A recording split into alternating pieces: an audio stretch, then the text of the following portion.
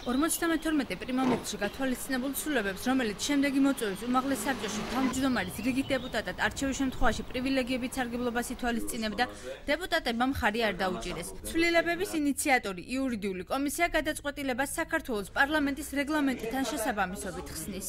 თუკი დღევანდელი მომქმედი უმაღლეს საბჭოს თავმჯდომარე შემდეგი მოწვევის უმაღლეს საბჭოში იქნებოდა დეპუტატი, მაგრამ არ იქნებოდა უმაღლეს საბჭოს არც თავმჯდომარე და არც მოადგილე, მას ექნებოდა იმ დროისთვის ის პრივილეგია, რა უფლებებითაც იმ დროისთვის სარგებლობს უმაღლეს საბჭოს თავმჯდომარის მოადგილე. იურიდიული კომისიის ინიციატივას უმცირესობისა და უმრავლესობის წარმომადგენლებმა მხარი არ დაუჭირეს. უმრავლესობის წევრები უმაღლესი საბჭოს დეპუტატის სტატუს პრივილეგია დაფასებენ, ამიტომ დამატებით უფლებებს არ ემხრობიან.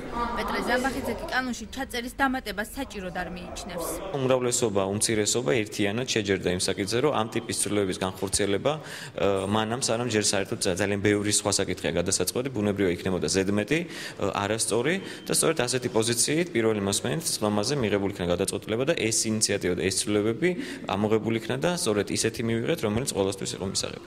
თვლით რომ უმაღლეს საბჭოს წევრობა ეს უკვე ძალიან დიდი პრივილეგია არის და თუ მომავალ უმაღლეს საბჭოშიც მოხდება მიმდინარე მოწვევის უმაღლეს საბჭოს თავმჯდომარე, მისთვის ძალიან დიდი პრივილეგია იქნება, ამიტომ ჩვენ არ დავეთანხმეთ. რეგლამენტში ცვლილებების წინააღმდეგია თავად უმაღლესი საბჭოს თავმჯდომარე ავთანდილ ბერიძის განცხადებით, პირობები ადამიანის გაწეულ საქმიანობას უნდა შეესაბამებოდეს.